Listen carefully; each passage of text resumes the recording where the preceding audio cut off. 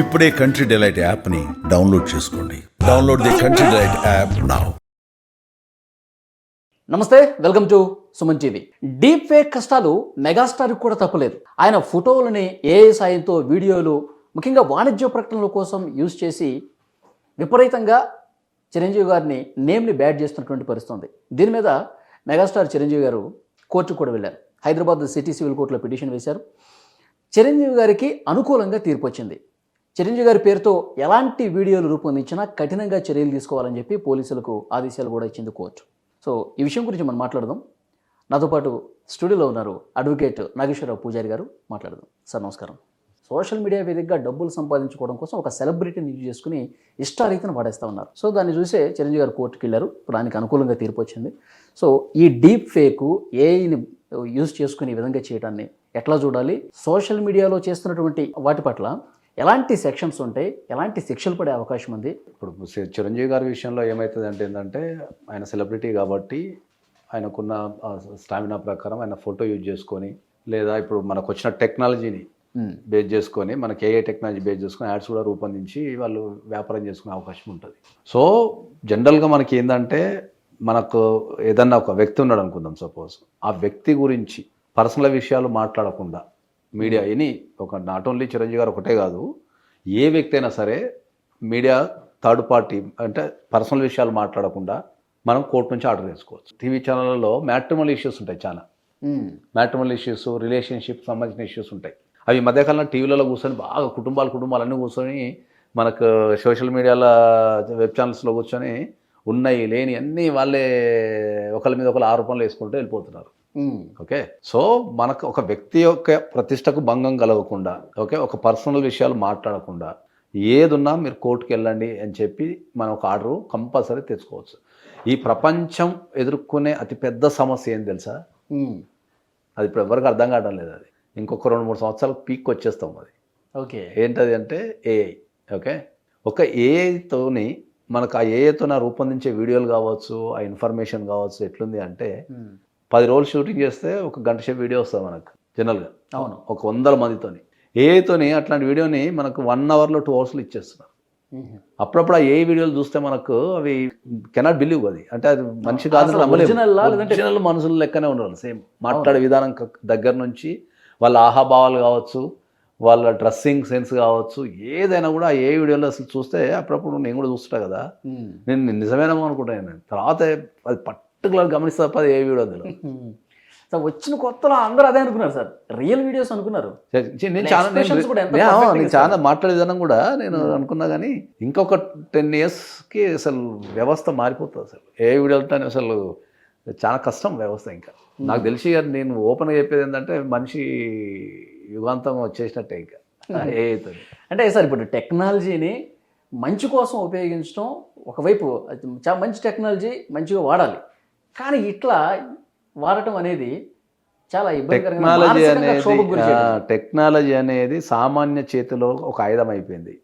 Okay, AI వీడియోలు నేను ఈ మధ్యకాలంలో గమనిస్తుంటే చాలామంది ఆ ఏఐ వీడియోలతోని బూతులు, ఫ్రస్ట్రేషను, కోపము ఆ ఏఐ వీడియోలో కనిపిస్తున్నాయి. ఓకే, బూతులు తిట్టుకున్నాయో చిన్న కన్వర్సేషన్ని కూడా దాన్ని బూతు రూపంలో చెప్తున్నారు. దాన్ని అవును తిట్టడం లాంటి అర్థమైన బూతులు వాడటము. ఆ టెక్నాలజీ సామాన్య చేతులకు వచ్చిన తర్వాత కూడా దాన్ని ఆ రకంగా రూపొందించుకొని పైశాచిక ఆనందం పొందుతున్న వ్యక్తులు ఉన్నారు తప్ప దాన్ని మంచిగా ఉపయోగించుకునే వ్యక్తులు ఎవరు కనిపిస్తాం లేదు. చాలా తక్కువ సందర్భాలలో మాత్రమే ఏని ఉపయోగించి రూపొందించే వీడియోలు మంచితనం కోసం చేస్తున్నారు. కానీ ఎక్కువ శాతం వైలెన్స్ ఎక్కువ ఉంది. వైలెన్స్ కానీ, బూతులు కానీ, సమాజాన్ని తప్పుదో పట్టించే విషయాలు దాన్ని ఏఐ మీద రూపొందిస్తున్నారు. కాబట్టి చాలా డేంజర్ అయ్యేది. ఇప్పుడు సెలబ్రిటీస్ బాగా ఎఫెక్ట్ అవుతున్నారు సార్. చాలా మంది వాళ్ళ ఫేస్ మార్ఫింగ్ చేసేయటం, డిట్టు వాళ్ళ వాయిస్. సెలబ్రిటీస్ కాదు, నేను నిన్న రాత్రి కూడా చూసిన. నేను మన తెలుగు సినిమా పాటలన్నీ పాత పాటలు ఉన్నాయి కదా, okay, top most Ilaiyaraaja hits అవన్నీ ఉన్నాయి కదా, అవన్నీ కూడా మళ్ళీ రీమిక్స్ ఏఐలో చేసిండ్రు. మొత్తం రీమిక్స్ అంతా ఏఐలో వేసేసి కొత్త వర్షన్స్ రిలీజ్ చేస్తున్నారు. చూడండి ఒకసారి. అదంతా ఈ పాట దాంట్లో వేసేసి వీళ్ళు అడిగింది ఇచ్చేస్తే ఆ పాట ఏ బాణీలో రావాలా, ఎట్లా రావాలా అనేది కూడా వాళ్ళు 1 నిమిషంలో అవుట్పుట్ ఇచ్చేస్తున్నారు. అవును, ఒక సినిమాలో ఒక 6 పాటలు చేయాలంటే కొన్ని నెలలు సంవత్సరాలు పడుతుంది వాళ్ళకు. అట్లాంటిది ఏఐలో దాన్ని రీమిక్స్ అనేది కానీ రకరకాల పదాలు వాడి దాన్ని చేస్తున్నారు.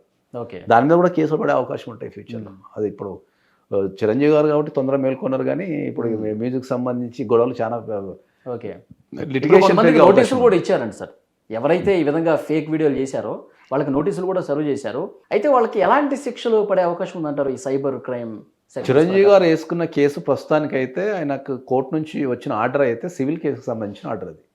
ఓకే, అంటే నా ఫోటోలు ఎవరు యూజ్ చేయొద్దు, నా ఫోటోలు కానీ నా ఇమేజ్ కానీ లేకపోతే ఏతో రూపొందించకూడదు, అవి స్పెషల్గా ఏంటంటే ఇంకా ఈ మనకు వల్గర్గా కూడా యూజ్ చేయొద్దు అనే విషయాన్ని ఆయన ముందు తెచ్చుకున్నాడు.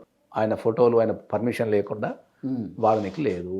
ఓకే ఓకే, అది సిస్టమ్. సినిమాకు సంబంధించిన న్యూస్ అంటే ఇవ్వచ్చు, అది వేరే విషయం, కానీ ఎవరు వాడనికి లేదు, దాన్ని మిస్యూజ్ చేయడానికి లేదనేది తెచ్చుకున్నారు. ఓకే, అది ఈ రోజుల్లో ప్రతి ఒక్కరికి అవసరం, నిత్య జీవితంలో కామన్ వ్యక్తి కూడా అవసరం అవుతుంది. అది ఓ మోస్తారు నార్మల్ ఉన్న వ్యక్తులకు కూడా, అంటే మోస్తారు కొద్దిగా సమాజంలో పలకబడిన ప్రతి వ్యక్తి కూడా అట్లాంటి ఆటలు తెచ్చుకోవాల్సిన పరిస్థితి ఇప్పుడు ఏర్పడుతుంది కోర్టు చట్టాల నుంచి. సరే, ఇప్పుడు ఆర్డర్ అయితే వచ్చింది. నెక్స్ట్ ఇంకా ఏ సెలబ్రిటీ మీద అయినా ఈ విధంగా చేస్తే ఎట్లా ఉంటాయి సార్ చర్యలు? నాట్ ఓన్లీ సెలబ్రిటీ, ఆర్డర్ వచ్చిన తర్వాత కోర్టు ఆర్డర్ని ఎవరైనా పాటించాల్సిందే. నేను అందరికీ ఏం చెప్తున్నా అంటే ఏంటంటే, మనకు మీడియా పెరిగిన తర్వాత పర్సనల్ విషయాల్ని కూడా, ఓకే, పర్సనల్ విషయాల్ని కూడా కూర్చొని తెల్లవార్లు డిస్కషన్ చేసి జనాలకు ఎంటర్టైన్మెంట్ ఇస్తున్నారు చాలా విషయాలు. ఓకే, సో చట్టం చేయాల్సిన పని అంతా మీడియా చేస్తున్నది ఇప్పుడు. ఏది మంచి ఏది తప్పు ఏది ఎట్లా చేయాలా దాని తీర్పులన్నీ మనకు మీడియా ఇస్తున్నది ఇప్పుడు. ప్రతి విషయంలో, నాట్ ఓన్లీ పర్సనల్ విషయం, సమాజంలో జరిగే చాలా దాన్ని మనం మన భాషలో మీడియా ట్రయల్స్ అంటాము. ఓకే, మీడియా ట్రయల్స్ అనేది చేస్తున్నారు బాగా. సో ఏ వ్యక్తి అయినా సరే ఒక్కసారి కోర్టు ఆర్డర్ ఇచ్చిన తర్వాత ఈ దేశంలో ఉన్న ఎవరైనా పాటించాల్సిందే. సో చిరంజీవి గారు వేసుకున్నది ఏంది, సివిల్ కేసు వేసుకున్నారు. ఏదంటే నా ఫోటోలు కానీ నా మార్ఫింగ్ వీడియోలు కానీ లేకపోతే మన ఏ వీడియోలు కానీ వాడద్దు అనేది ఆయన తెచ్చుకున్న ఆర్డర్. దాన్ని ఎవరు ఉల్లంఘించినా కూడా మళ్ళీ దానిపైన క్రిమినల్ కేసు పెట్టే అవకాశం ఉంటుంది. దానిపైన మళ్ళీ కాంపెన్సేషన్ తీసుకునే అవకాశం కూడా ఉంటుంది. ఓకే, డ్యామేజెస్ కాంపెన్సేషన్ కూడా తీసుకునే అవకాశం ఉంటుంది. కాబట్టి వాళ్ళు రెండు రకాల చర్యలు ఎదుర్కోవాల్సి వస్తుంది. ఒకటి, క్రిమినల్ పరంగా కేసు పెడితే ఎఫ్ఐఆర్ అవుతుంది, వాళ్ళు ట్రయల్స్కి వెళ్తారు, అక్కడ శిక్ష పడుతుంది. సైబర్ క్రైమ్స్ ప్రకారం ఏంటంటే యావరేజ్గా 5 లక్షల నుంచి ఫైన్, మినిమం 2 సంవత్సరాల నుంచి 7 years మధ్యలో జైలు శిక్ష పడే అవకాశం ఉంటుంది. అంటే కఠినంగానే ఉన్నాయి సెక్షన్స్ ఎప్పుడు కఠినంగానే ఉంటాయి మనకు. కాకపోతే మనకు ఎగ్జిక్యూషన్లో ప్రాబ్లం అవుతుంటుంది. కాబట్టి సైబర్ చట్టాలు భారతదేశంలో చాలా స్ట్రాంగ్ ఉన్నాయి. కాకపోతే ఇంకా దానికి సంబంధించినంత టెక్నాలజీ కానీ అన్ని పోలీస్ స్టేషన్స్ కానీ ఫ్యూచర్లో నాకు తెలిసి ఇంకో 10 years తర్వాత అన్ని సైబర్ పోలీస్ స్టేషన్లో ఉంటాయేమో, జనరల్ పోలీస్ స్టేషన్ అనిపోయి. సరే, అంటే ఇంకా అవగాహన పెరగాల్సినటువంటి అవసరం ఉందంటారా? అంటే మనం ఈ విధంగా డీప్ ఫేకులు చేస్తే చాలా కఠినంగా మనం ఇక జైలుకు పోయి బయటకు రావడం కష్టం అవుతుంది. ఇలాంటి అవగాహన కల్పించడంలో ఏమన్నా వైఫల్యం కనిపిస్తుందంటారా? డెఫినెట్లీ కనిపిస్తుంది. ఎందుకంటే మీరు వీడియోలు చూడండి, ఎంత వల్గారున్న వీడియోలు.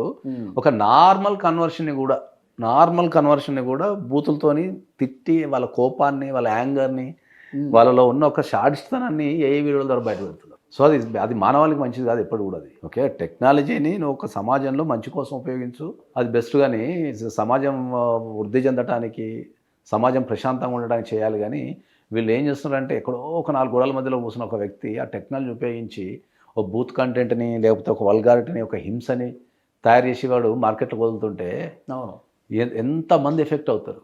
That's what I'm telling. ఎంతమంది ఎఫెక్ట్ అవుతారు? సార్, ఇంతకుముందు మీరు ఒక మాట అన్నారు, ఎక్కడో ప్రపంచంలో ఏదో ఒక మూల కూర్చొని చేస్తూ ఉంటాడని. సో వాళ్ళని కనిపెట్టడం కూడా కొంత కష్టంతో కూడుకున్న పనే కదా సార్? లేదు, జనరల్ కనిపెట్టడం అనేది చాలా ఈజీనే. ఎందుకంటే ఐపీ అడ్రస్తోని ఈ ప్రపంచంలో ఎక్కడున్నా ఏ కంప్యూటర్ నుంచి ఆపరేట్ చేశారనేది, ఏ అడ్రస్లో ఆపరేట్ చేశారు తెలిసిపోతుంది. రాంగ్ ఐపీ ఇచ్చి అది ఏది ఇచ్చినా కూడా కనిపెట్టచ్చు. కానీ ఇప్పుడు ఒక అమెరికాలో కూర్చున్న వ్యక్తి చేసిన అనుకుందాం, వాడిని ఇక్కడ తీసుకురావడం కష్టం. ఓకే, ఎక్కడున్నాడో తెలుసు కానీ తీసుకురావడం కష్టం కదా. ఓకే, ఇట్లా ప్రపంచం అంతా కుగ్రామం అయిపోయింది. ఎంత చిన్న విలేజ్ అయిపోయింది ప్రపంచం. నువ్వు ఎక్కడ కూర్చొనైనా ఏదైనా చేయగలిగే శక్తికి వచ్చిండు మనిషి. ఫర్దర్గా ఇలాంటివి చేయడానికి భయపడే పరిస్థితి రావాలి. పోలీసులు కూడా కొంత అవగాహన కల్పించాల్సిన అవసరం ఉంది.